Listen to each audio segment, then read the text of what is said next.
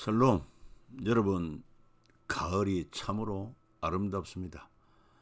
우리가 가을 예고는 멀리 단풍 구경 가기도 하지만 우리 집 근처 자세히 살펴보면 그 나름대로의 또한 아름다움도 있고 즐거움을 누리며 또 기쁘고 복된 하루가 되시기를 바랍니다. 우리 이제 통성경학교 시작하기 전에 같이 한번 통성경 노래 오랜만에 또 한번 부르고 시작하면 좋겠습니다. 암송하시도록 그렇게 하세요. 하나님의 마음 열방을 향한 꿈 만나 세대 신앙개성 천년 모범 마음과 지혜 사랑해 줄 사명해 줄 절망 앞에선 희망 징계 희망의 디딤돌 재그은 공동체 어떻게와 이렇게 사이 기쁨이 한 탄생 한 영혼 사랑 용서를 향한 열정 영광과 평화로의 초대 열리는 제자시대 경계를 넘어선 복음의 확장 준비된 멸류가 남겨진 부탁 선한 싸움을 위한 편지 미리 받은 승리의 노래. 우리는 이제 성경전도라는 말보다는 오히려 성경 이야기 큰 테마를 가지고 성경을 이야기함으로 성경의 진리를 전한다. 그렇게도 이해하면 되겠습니다. 오늘은 37과 선지자와 5대 제국. 그러니까 무슨 얘기냐 하면은 성경에는 크게 5대 제국이 나오는데 아수르 제국, 바빌론, 페르시아, 헬라, 로마 제국입니다. 그래서 제사장 나라와 5대 제국, 더 나아가서 하나님 나라와 세상 제국의 그런 차이점을 우리가 발견할 수가 있어요. 세상 제국 위대한 것처럼 보이고 영원한 것처럼 보이지만 결코 그렇지 않다는 것입니다. 그러나 제사장 나라, 하나님 나라는 영원하다고 하는 것을 우리가 기억해야 되겠습니다. 자, 제사장 나라와 제국, 성경과 5대 제국, 그러니까 성경에는 5대 제국이 나오는데 특히 제사장 나라의 특징은 뭐냐? 하나님의 기적으로 용서가 있고 나눔이 있고 또 민족과 평화가 있는 것이라고 하면은 인간 문명은 이 세상 제국은 인간 문명에서 나온 것으로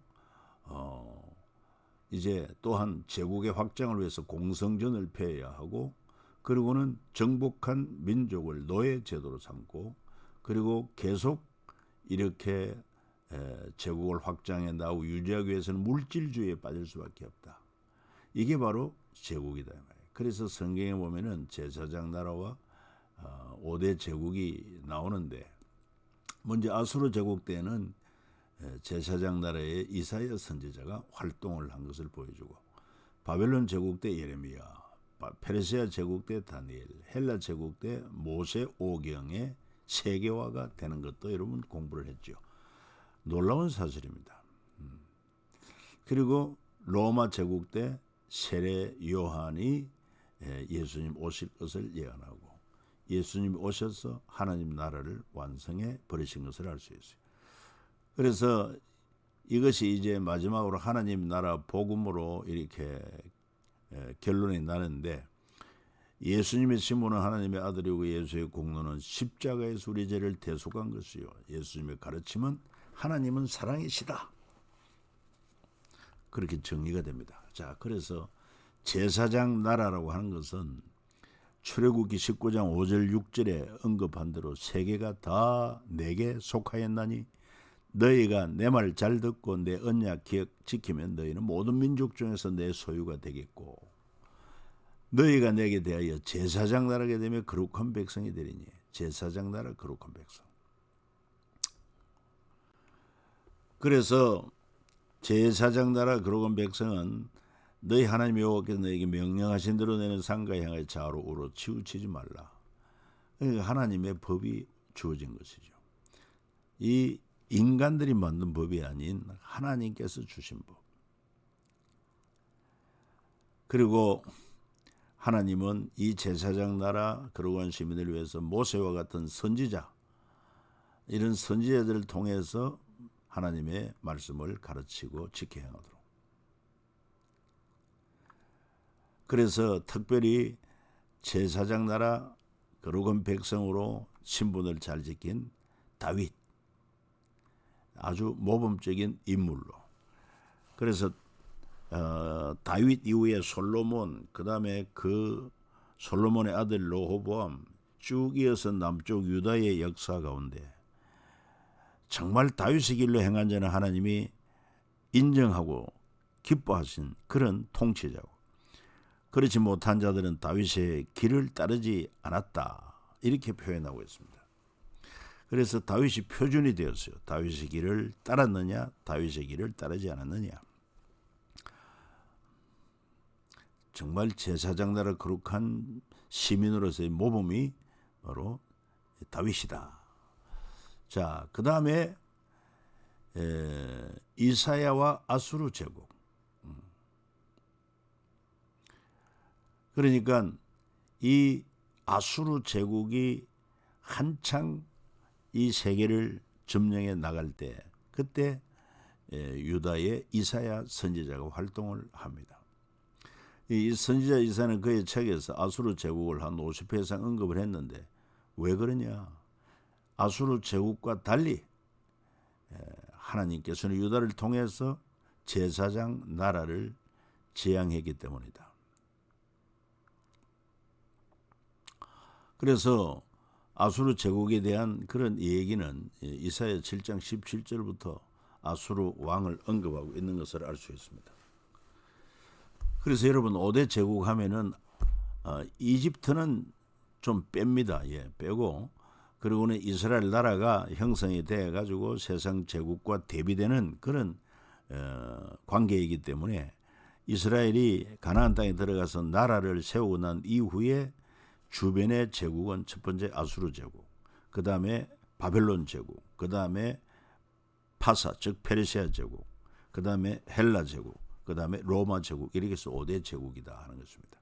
이래서 성경에는 이런 5대 제국의 역사가 기록되어 있는데, 그것은 뭘 보여주느냐? 바로 하나님 나라와 제사장 나라와 이 세상 제국의 대비를 시키고 있습니다. 사람들이, 일반 사람이 보기에는 제국이 더 위대하고 화려하게 보이고 영원할 것처럼 보이지만 그렇지 않다는 것입니다. 오직 하나님께서 계획하신 제사장 나라, 더 나아가서 하나님 나라가 영원하다 하는 것이죠. 그래서 제사장 나라는 주께서 내게 환난에 더 고생의 물을 주시나 내 서성은 다시 숨기지 아니하시니 내 눈이 내 서성을 볼 것이며 내가 오른쪽으로 치우지든지 왼쪽으로 치우지든지 네 대해서 말소리가 네 귀에 들려 이르기를 이것이 바른 길이니 너희는 이리로 가라 할 것이며. 그러니까 결과적으로 제사장 나라 거룩한 시민의 본분을 잘 지키면은 이런 제국이 제사장 나라를 침범하지 않습니다. 거룩한 시민을 이길 수가 없어요. 그러나 이 제사장 나라의 본분을 잃어버리면 결국 주변의 제국들의 침략을 받고 고통을 당하게 된다는 이 얘기죠. 그걸 통해서 하나님은 거룩한 제사장 나라가 얼마나 위대한가 하는 것을 보이고 계십니다. 그리고 보십시오. 그래서 이 제사장 나라 역할을 감당 못했을 때 아수르 제국의 왕이 남유다에게 은 300달란트, 금 30달란트를 정하여 유다 왕 히스기야에게 내게 한지라, 이렇게 고난을 당하는 거예요. 그래서 제사장 나라는 제사장과 레위인을 중심으로 이들의 역할을 잘해야 되고, 또 백성들이 이들의 지도를 잘 받아야 제사장 나라 거룩한 시민으로서 경고해주고 이런 세상 제국을 능가할 수 있다는 것을 보여주고 있어요. 그 다음에 예레미야와 바벨론 제국을 우리가 한번 살펴볼 수 있습니다. 선지자 예레미야는 그 책에서 예레미야서에서 바벨론 제국을 200회 이상 언급을 하고 있습니다. 왜? 제사장 나라 대비하기 때문에 그렇습니다. 제사장 나라는 바로 제사장들 레위 지파 가운데 그 고핫 자손들이 제사장들이 되고, 그리고 제사장들 중에 hil기의 아들 예레미야가 바로 이 제사장이었던 것을 제사장 겸 선지자. 그런가 하면은 그 예레미야서에 보면은 이렇게 27장 6절에 이제 내가 이 모든 땅을 내 종 바빌론의 왕 느부갓네살의 손에 주고 이렇게 말씀하고 있습니다. 왜 제사장 나라가 세상 제국 바벨론 왕에게 이렇게 패하고 굴복해야 되느냐? 그건 바로 제사장 나라 거룩한 시민으로서 하나님의 법을 제대로 지키지 못하고 불순종하고 타락했기 때문이다. 그래서 세상 제국의 침략을 받고 지배를 받고 수모를 당하게 되는 것이다. 또 역시 예레미야서에는 제사장 날에 대해서 많이 언급을 하고 있습니다. 안식일의 짐을 예루살렘 문으로 들어오면 내가 성문에 불을 놓아 예루살렘 궁전을 삼키게 하리니, 하나님께서 이렇게 말하고 있습니다. 하나님의 법을 지키라는 것입니다. 그런데도 불구하고 저들은 하나님이 주신 법을 지키지 아니하고 불순종한다. 그래서 결국은 하나님의 예레미야를 통해서 당신의 거룩한 도성 예루살렘과 당신의 택한 백성을 바벨론 손에 붙이겠다. 그래서 너희들은 바벨론 포로로 잡혀가서 거기 번성하고 줄어들지 아니하게 하려 너희는 내가 사로잡혀가게 그 성읍의 평안을 구하고 그를 위하여 여호와께 기도하라. 이는 그 성읍이 평안함으로 너희도 평안할 것임이라. 왜 이렇게 하나님의 거룩한 백성이 세상 제국 바빌론의 침략을 받고 나라는 망하고 바빌론으로 포로로 잡혀가게 되느냐? 바로 제사장 나라로서 하나님의 법과 하나님의 그 제도를 따르지 않았기 때문이다.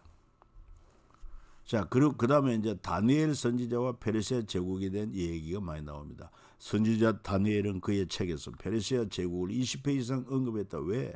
제사장 나라 때문이다. 자, 제사장 나라 언급은 다니엘서 9장 11절에 어떻게 볼 수 있습니까?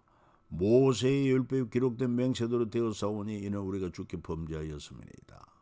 그러니까 결과적으로 무슨 말이냐 하면은 이 다니엘도 바벨론 포로로 잡혀갖고 바벨론에서 선지자 활동을 하게 되지 않습니까? 왜 이렇게 하나님의 거룩한 나라 또 거룩한 백성이 이방 세상 제국 바벨론의 포로가 되었느냐? 온 이스라엘이 주의 율법을 범하고 치우쳐가서 주의 목소리를 듣지 아니하였으므로 이 저주가 우리에게 내렸으되, 다시 말해서 하나님의 종 모세의 율법에 기록된 맹세대로 되어사오니 이는 우리가 주께 범죄하였음이니이다. 일찍이 하나님께서 주의 종 모세를 통해서 창세기, 출애굽기, 레위기, 민수기, 모세 오경을 기록, 그 가운데 레위기 26장에 보면은 1단계 징계, 2단계 1단계 징계부터 3단계 징계가 있는데 1단계는 뭐죠? 여러 농사하는 경작에 기근, 흉년을 당하고, 그 다음에 그래도 안 될 때는 2단계 징계로서 또 노력을 당하고 약탈을 당하고, 3단계 징계 그래도 안 될 때에는 나라가 이웃의 침략을 당하고, 그리고는 약탈당하고 포로로 잡혀가는 3단계 징계. 그대로 되었다는 거 아닙니까? 그리고 페르시아 제국에 대해서는 어떤 내용이냐? 다니엘서 9장 1절에 보면 메대 족속 아수에르의 아들 다리오가 갈대아 나라 왕으로 세움을 받던 첫해고 통치 원년에 나 다니엘의 책을 통해 여호와께서 말씀으로 선지자 예레미야에게 알려주신 그 연수를 깨달았고 예루살렘의 황폐함이 70년 만에 그치리라 하신 것이다.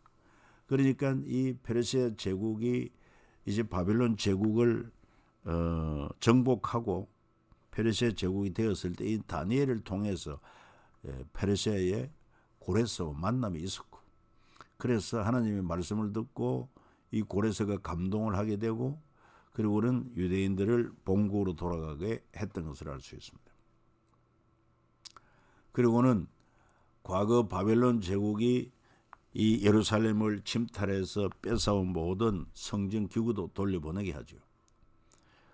그래서 에스라 1장 7절 8절에는 바사왕 고레스가 창고지기 미드르다트에게 명령하여 그 그릇들을 꺼내어 세워서 유다 총독 세스바살에게 넘겨주었다. 그래서 1차 바벨론 포로에서 돌아오게 된 것입니다. 그 다음에 또 이 느헤미야서에 보면은 페르시아 제국 이야기 나옵니다.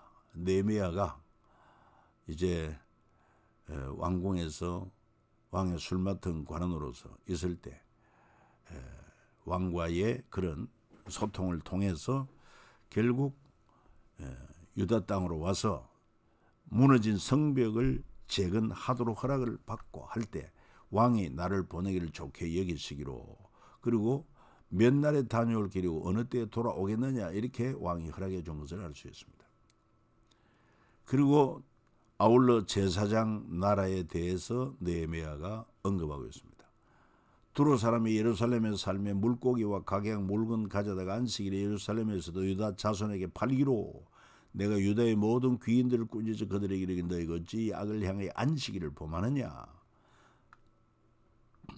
그리고는 이런 제사장 나라 거룩한 시민으로서의 그런 바른 삶이 정착이 되지 않았어요.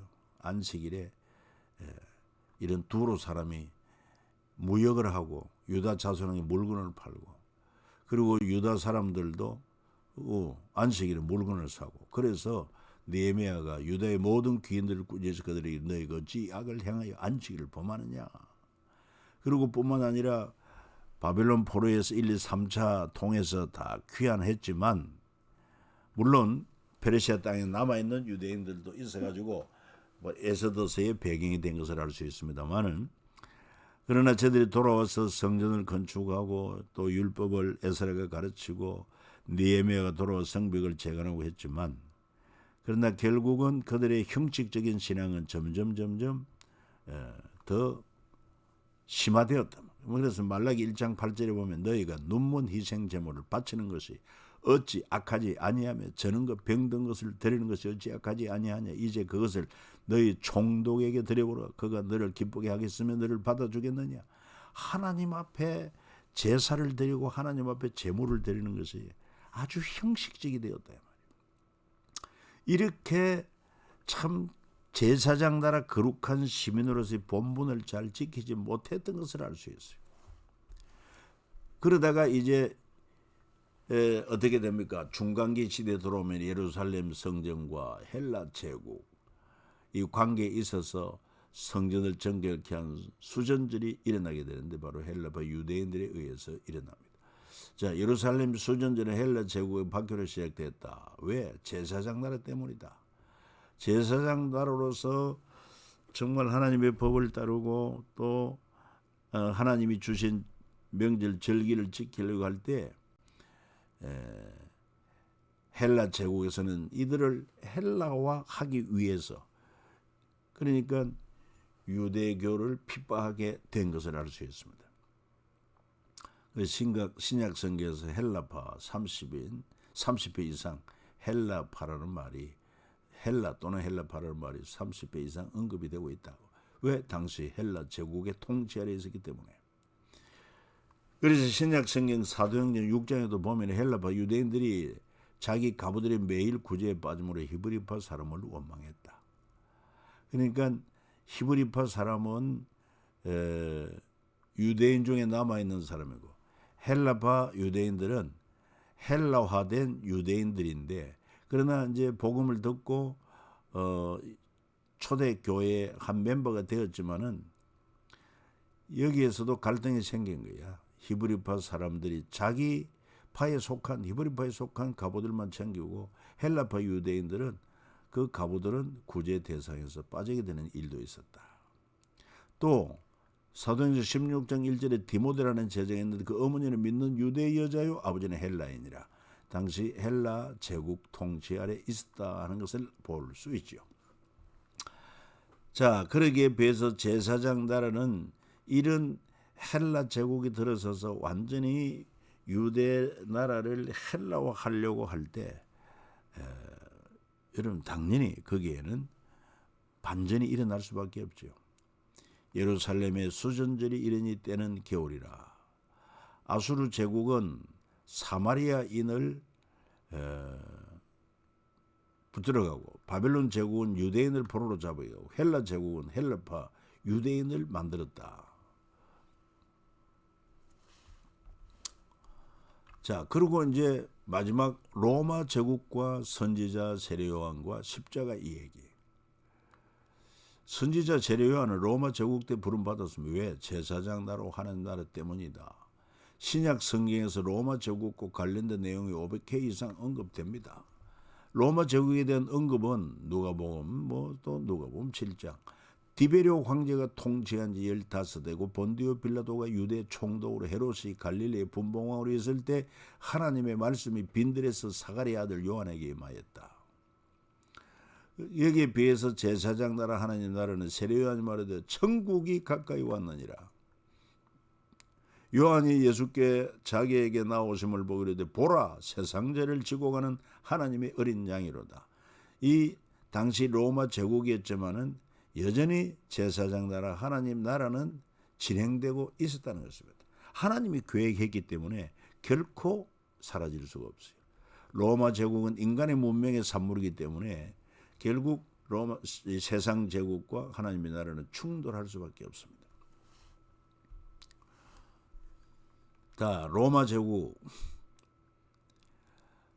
당연히 로마 제국에 속한 총독 빌라도 결국은 이 로마 제국의 지배 아래 있었기 때문에 당시 유대인들 가운데 대제사장, 백성의 장로들이 결국 함께 의논하고 예수를 결박하고 끌고 총독 빌라도에게 넘겨주었다. 그리고 결국은 총독 빌라도가 재판으로 말미암아 예수는 채찍질하고 십자가에 못 박히게 넘겨주니라. 이 로마 제국의 법이었어요. 자, 그런가 하면 제사장 나라 하나님 나라에 대해서는 여전히 주님께서 친히 말씀하시기를 자, 보라 우리가 예루살렘에 올라가는 이 선지자들을 통하여 기록된 모든 것이 인자에게 응하리라. 그렇습니다. 계속 하나님의 계획하신 제사장 나라에서 이제 하나님 나라로 전환되는 시점입니다. 그리고 히브리서 3장에는 형제들 우리가 믿는 도리의 사도심의 대제사장인 예수를 깊이 생각하라. 대제사장이신 예수. 인간 대제사장은 바로 성전에서 죄인된 인간과 그러고는 하나님과의 관계를 이렇게 회복시켜주는 그런 역할을 하는 총 책임자가 대제사장. 그러나 구약시대 대제사장은 영원하지 못했으면 계속 흠이 있는 자들이요 그리고 계속 교체가 되어 했습니다마는 여기 나오는 대제사장 예수는 영원한 대제사장입니다. 죽지 않습니다. 갈리지 않습니다. 그래서 누구든지 예수 그리스도의 십자가 보혈의 공로를 믿고 부활을 믿는 자는 죄사함 받고 영생을 얻는 것입니다. 그리고 히브리서 9장에도 그리스도께서는 장래 좋은 일의 대제사장으로서 장래 좋은 일 이게 바로 율법은 지나가는 것입니다. 그건 하나의 모형에 불과합니다. 실체는 바로 그리스도이십니다. 장래 좋은 일의 대제사장으로 손으로 짓지 아니한 곳 이 창조에 속하지 아니한 더 크고 온전한 장막으로 말미암아 염소와 송아지 피로 하지 아니하고 오직 자기 피로 영원한 속죄를 이루어서 단번에 성소에 들어가셨느니라. 그래서 예수 그리스도의 생명들은 피 흘려 죽으심으로 우리 죄를 단번에 영원히 속죄해 주신 거예요. 이게 하나님의 지혜고 하나님의 능력입니다. 그래서 그로 말미암아 십자가를 통해서 하나님 나라가 이제 시작이 되었고 확장이 됩니다. 율법과 선지자의 요한의 때 그 후부터는 하나님의 나라 복음이 전파되어 사람마다 그리로 침입하느니라. 바울도 유대교에서 그런 기독교로 개종을 하고 말씀을 강론하며 하나님 나라를 정언하고 모세 율법과 선지자의 말을 가지고 예수에 대하여 권하더라. 모세 율법과 선지자의 말의 결과적인 결론은 바로 메시아 그리스도에 대한 예수에 대한 얘기다. 그러므로 말미암아 예수 믿는 너희 모든 민족 그리스도인들은 택한 족속이요 왕 같은 제사장들이 거룩한 나라의 그의 소유가 된 백성이다. 우리 신분이 그렇습니다.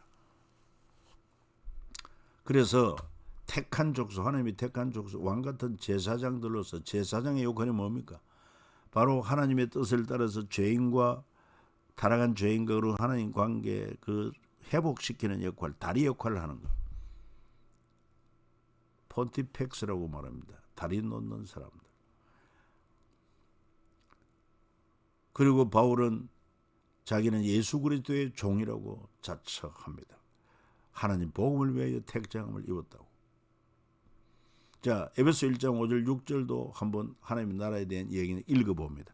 그 기쁘신 뜻으로 우리를 예정하사 예수 그리스도로 말미암아 자기 아들들이 되게 하셨으니 이는 그가 사랑하시는 자 안에서 우리에게 거저 주시는 바 그 은혜의 영광을 찬송하게 하려는 것이라.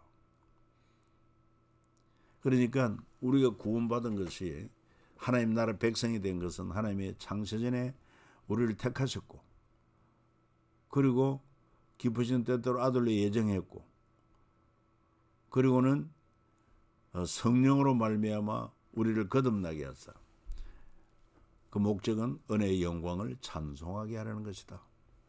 그래서 우리의 구원은요 성부 하나님의 택하심과 성자 예수 그리스도의 대속함과 성령 하나님의 인치심으로 말미암아 이렇게 죄사함 받고 그리고는 새 사람 되고 예수의 생명 영원한 생명을 소유한 자 하나님 나라 거룩한 백성이 되었다고 하는 이런 긍지를 가져야 할 것입니다. 이런 제사장 나라 즉 하나님 나라와 세상 제국과의 관계 보십시오. 세상 제국은 아수르에서 그 다음에 바빌론으로 또 페르시아로 헬라로 로마 제국으로 이렇게 지금은 이 현 세대에는 뭐 미국이나 또는 러시아나 또 뭡니까 중국이나 이런 제국들 형성하여 세계를 지배하는 것 같지만은 그러나 하나님의 뜻을 따르지 않는 세상 제국은 필연적으로 무너지고 오직 하나님 나라가 영원히 견고하게 세워질 것이다. 다니엘서의 통해서도 예언된 겁니다. 그 큰 신상을 통해서 머리는 정금이요 그리고 가슴과 팔은 은이요 배와 넓적다리는 노시요 종아리는 철이요 그리고 발은 일부 철이고 일부는 흙으로 되어 있을 때 그 뭘 의미합니까? 정금에서 은으로 노수로 철로 그리고 흙과 척으로 철로 이렇게 혼합되어 있는 가면 갈수록 세상은 질적으로 하락한다는 것입니다. 오늘날 그렇지 않습니까?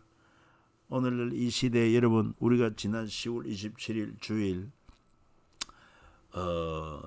정말 대한민국 모든 교회가 함께 모여서 여러분 기도회를 통하고 예배를 드림으로 이런 성차별 금지법이라든지 이걸 폐지하고 그 다음에 동성혼 이런 결혼 허용 이런 것도 법적으로 제정하지 못하도록 그렇게 예배하고 기도하고 했습니다. 왜 세상은 이처럼 동성애를 그렇게 지향을 하고 동성애를 보호하려고 하고 찬양하려고 합니까? 하나님의 법을 저들은 무시하고 대적하기 때문에 그렇습니다. 바로 거짓의 영 사탄에게 속했기 때문에 그렇습니다.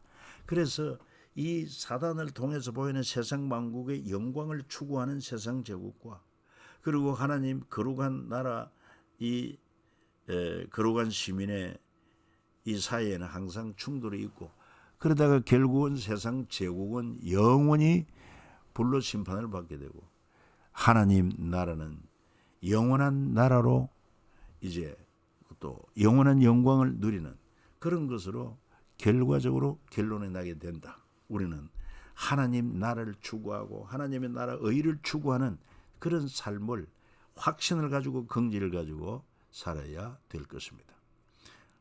이렇게 구속받은 거 하나님의 은혜의 영광을 찬송하게 하는 것이 목적이다. 수고 많으셨습니다.